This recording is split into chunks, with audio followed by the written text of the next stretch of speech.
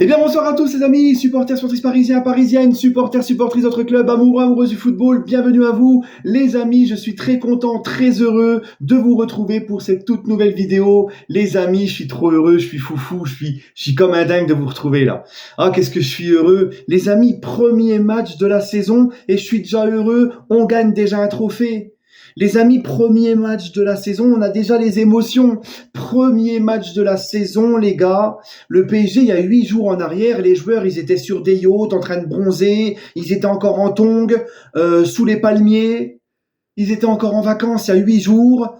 Et ils arrivent et gagnent la Super Coupe d'Europe dans un scénario de dingo. On est mené 2-0, 80e minute, toujours 2-0. Finalement, tu vas faire 2-2 et tu vas gagner au tir au but, un peu comme le match. T'es mené dans les tirs au but et tu renverses la tendance. Non, franchement, les gars, non mais quel mental cette équipe. Quel mental. Les gars, nos joueurs ont repris qu'il y a une semaine. Tottenham avait toute une préparation physique dans les jambes. C'est incroyable. Bref, les amis, le PSG, premier match de la saison, est déjà un trophée. 3e trophée européen, la Super Coupe d'Europe. Nous sommes le premier club français à avoir remporté la Super Coupe d'Europe, à jamais les premiers, pour reprendre le slogan des Marseillais. Et puis, on était déjà à jamais les premiers à être le premier le club français à gagner 2 Coupes d'Europe. Maintenant, à jamais les premiers à en gagner 3.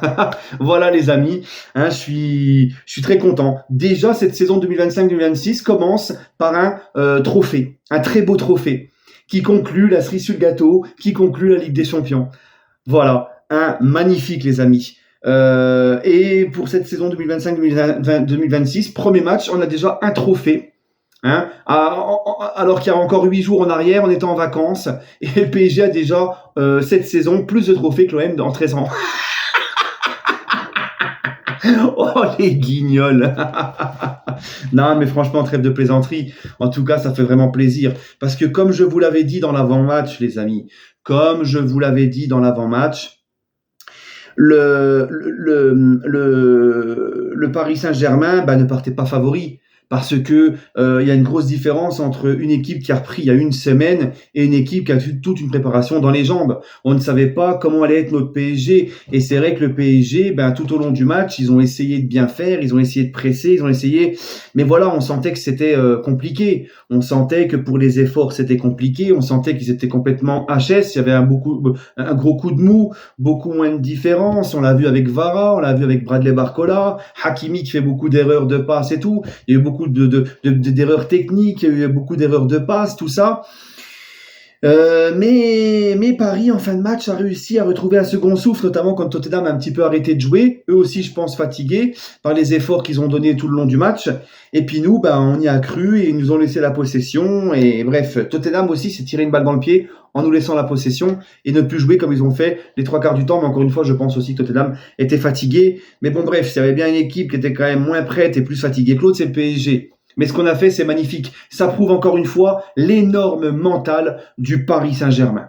Vraiment, les gars, un mental de fou. Et en plus de ça, c'est que le pire, c'est que tu fais rentrer Kangin Lee et Mbaye. Et t'arrives à faire cette remontée avec ces gars-là. D'ailleurs, j'ai beaucoup aimé l'entrée de Fabian Ruiz. Ça nous a fait du bien au milieu parce que, les amis, on parle aussi de la défaillance physique aujourd'hui, ce qui est normal. Mais le milieu de terrain, il n'y avait pas Neves suspendu. Fabian Ruiz ne démarre pas titulaire. Sur ton gros milieu de terrain qui a fait ta force la saison dernière, t'avais que Vitinha titulaire. T'avais Doué qui était replacé dans le milieu de terrain avec Zahir Emery. C'est pas la même du tout.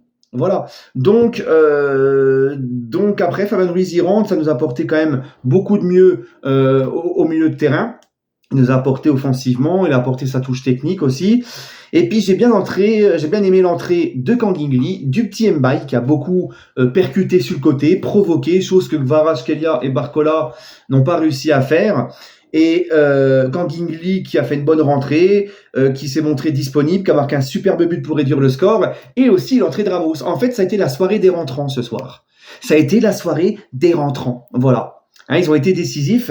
Et Ramos, qui vient claquer sa tête comme ça, un vrai buteur, un vrai neuf de surface. Voilà. Je suis vraiment, franchement les amis, je suis trop content.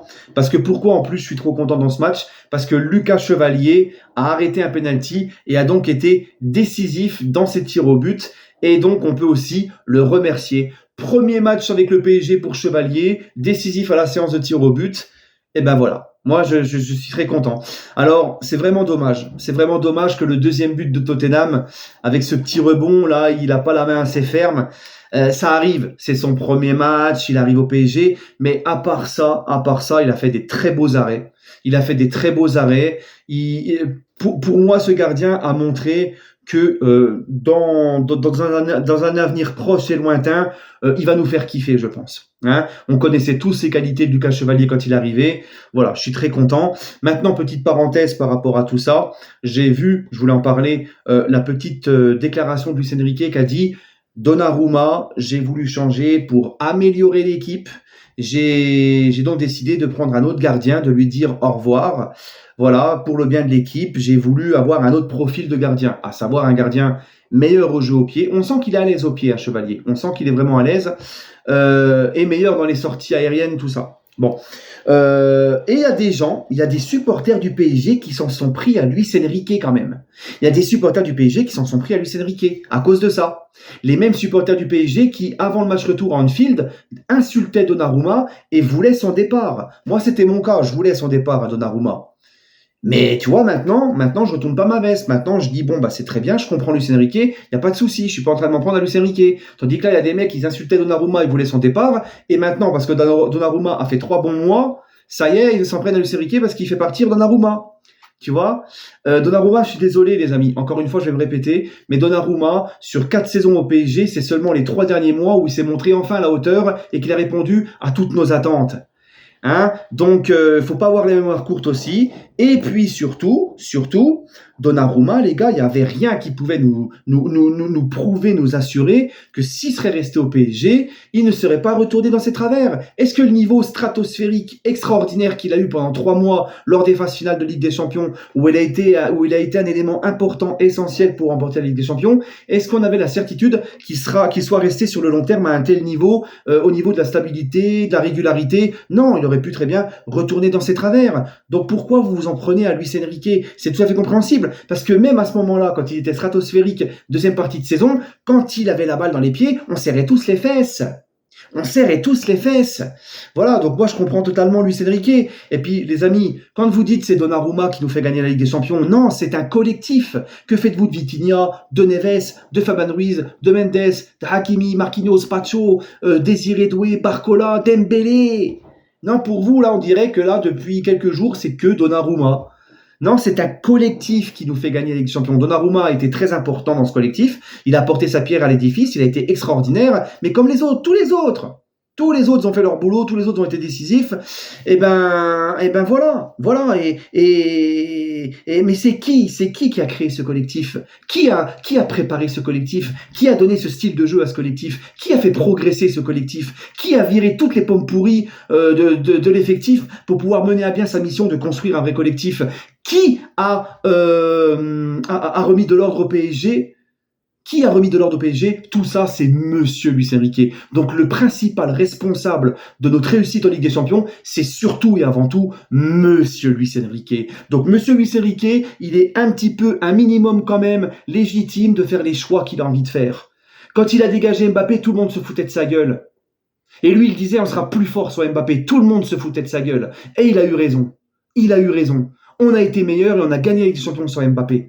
Donc faites confiance à Luis Enrique, faites confiance à l'entraîneur. Si jamais Chevalier n'est pas à la hauteur, Luis Enrique assumera ses erreurs, comme il a assumé en conférence de presse qu'il a voulu changer Donnarumma. C'est un mec qui assume, il fait pas de langue de bois, et c'est très bien.